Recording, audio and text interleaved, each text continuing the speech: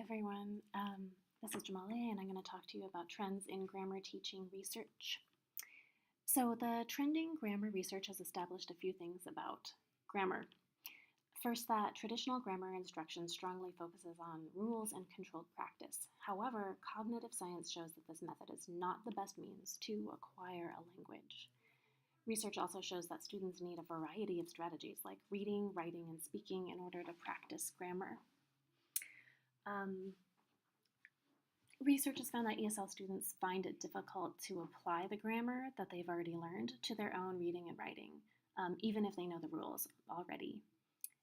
Research shows that language is Lexis driven and that ESL students develop their grammar by reading, writing, and speaking, but within different rhetorical modes and by targeting grammatical and lexical patterns. So both of those things are needed, is what research is saying.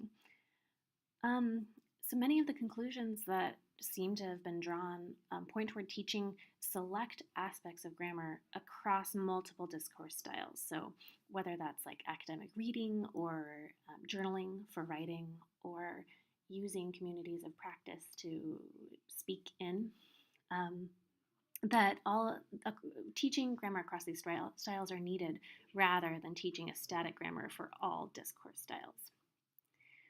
So the question is, how does a teacher teach grammar across discourse styles, and how does she do this creatively? This is the topical aspect that I decided to focus on after I saw a number of presentations in the program. So research trends show that researchers are interested in a number of things for their students.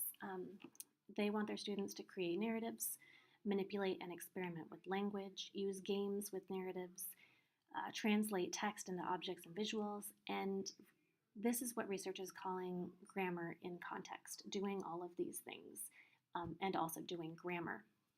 And this can include all the normal grammar type things, like finding subject predicate cores, or diagramming sentences, or comparing language varieties, unscrambling sentences, moving parts of essays and stories around.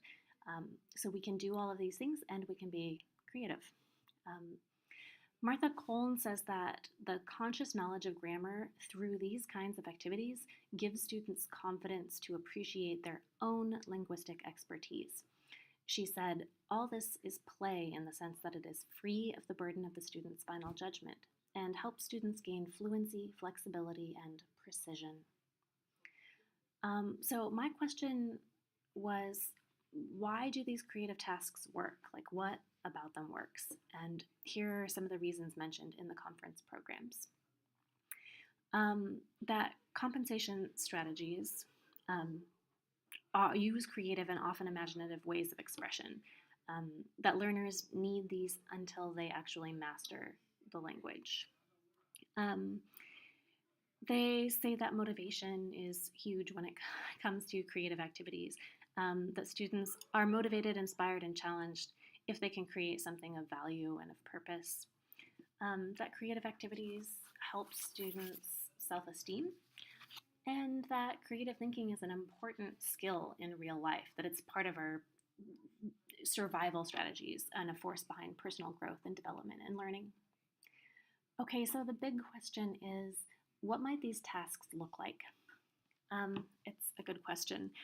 Here's an example that also incorporates the principle of authentic materials. This is an illustration by Andrew Wright, a student. This is a student-made tense card about a magician. So first, the magician is going to make himself invisible. Then he is making himself invisible. And finally, he has made himself invisible. So it's concentrated grammar focus, practice working in a narrative that is student produced both visually and textually. Here's another example from, I think her name is Krissa Papalazaru.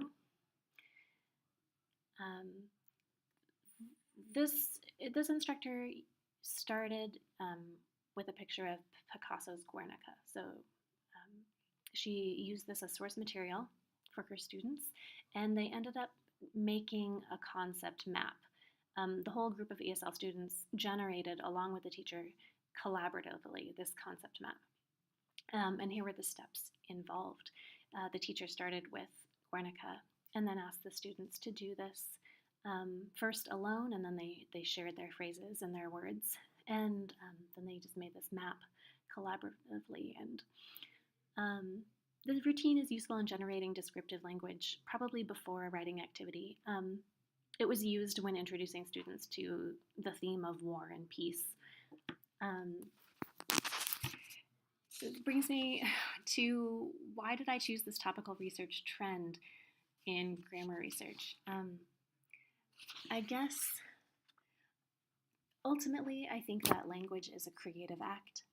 Even Chomsky's generative grammar is founded upon this premise. And so as a teacher, I want to capitalize on that as much as possible. I want to show you this example of a video game that I sometimes use with my students. It's called Elegy for a Dead World, and it's based on Byron, Shelley, and Keats poems. Visuals are created and prompts are created to get students to basically write narratives that explain the visual world. And you can kind of see in there that there are some blank spaces for students to fill in, sometimes noun phrases, sometimes action. There is also an option for students to just scrap the prompts and totally write their own narrative, depending on their level and how confident they feel, how into it they are. And I thought maybe this would be also a good example of how to incorporate grammar into practices. So thanks so much. I appreciate you guys listening.